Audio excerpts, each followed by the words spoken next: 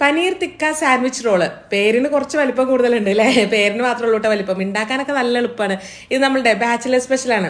ബാച്ചിലേഴ്സിന് മാത്രമല്ല കേട്ടാ, നമ്മുടെ സ്കൂളിൽ പോണ മക്കൾസില്ലേ, അവർക്കൊക്കെ നമുക്ക് സ്കൂളിൽ കൊടുത്തുവിടാൻ പറ്റിയ നല്ല അടിപൊളി ഒരു സാധനമാണ്. അപ്പോൾ അത് ഉണ്ടാക്കാൻ വേണ്ടിയിട്ടേ കാശ്മീരി ചില്ലി പൗഡർ, മഞ്ഞൾപ്പൊടി, കുരുമുളകിൻ്റെ പൊടി, ഉപ്പ്, ഇഞ്ചി വെളുത്തുള്ളി ചതച്ചതും, തൈരും, ചെറുനാരങ്ങൻ്റെ നീര്, സൺഫ്ലവർ ഓയിൽ, കസൂരിമേത്തി എല്ലാം കൂടെ നന്നായിട്ട് അങ്ങോട്ട് മിക്സ് ചെയ്തെടുക്കാം. ഇനി ഇതിൻ്റെ അകത്തേക്ക് ഉണ്ടല്ലോ, ഞാൻ 200 ഗ്രാം പനീറാട്ടാ ചേർത്ത് കൊടുത്തിരിക്കുന്നത്. ഇനി നമ്മുടെ പനീറും മസാലയും എല്ലാം കൂടെ നന്നായിട്ട് അങ്ങോട്ട് മിക്സ് ചെയ്തിട്ടെ ഒരു 5 മിനിറ്റ് മാറ്റി വെച്ച് കൊടുക്കണം കേട്ടോ. ഇനി ഒരു പാനിൽ നമുക്ക് സൺഫ്ലവർ ഓയിൽ ഒഴിച്ച് കൊടുക്കാം. അതിൻ്റെ അകത്തേക്ക് നമ്മുടെ പനീർ ഇട്ടിട്ടെ ഈ പനീർ നന്നായിട്ട് എല്ലാ സൈഡും ഒരേപോലെ അങ്ങോട്ട് വേവിച്ചെടുക്കണം. അതിന് ശേഷം ഇതിൻ്റെ അകത്തേക്ക് ഉണ്ടല്ലോ കനം കുറച്ച് നീളത്തിലായിരുന്നൊരു സവാള ഇട്ട് അങ്ങോട്ട് വഴറ്റി കൊടുക്കുക. ഈ സവാളയൊക്കെ അങ്ങോട്ട് വെന്തുടഞ്ഞ് വരുന്ന സമയത്ത് വേണം ഇതേപോലെ നമുക്ക് കനം കുറച്ച് നീളത്തിലായിരുന്നു ക്യാപ്സിക്കം ചേർത്ത് കൊടുക്കാനായിട്ട്. ഞാൻ ഇതിനകത്തേക്ക് ചുമപ്പും ഓറഞ്ച് കളറിലുള്ള ക്യാപ്സിക്കാട്ടാണ് ചേർത്തിരിക്കുന്നത്. എനിക്ക് ആ ഒരു പച്ച കളറിലുള്ള ക്യാപ്സിക്കം കിട്ടിയില്ല. ഇനി ഇതും കൂടെ നന്നായിട്ട് അങ്ങോട്ട് വെന്ത് വന്നാലേ നമ്മുടെ സാൻഡ്വിച്ചിന്റെ ഫില്ലിംഗ് ഇവിടെ റെഡി ആയിട്ടുണ്ട്.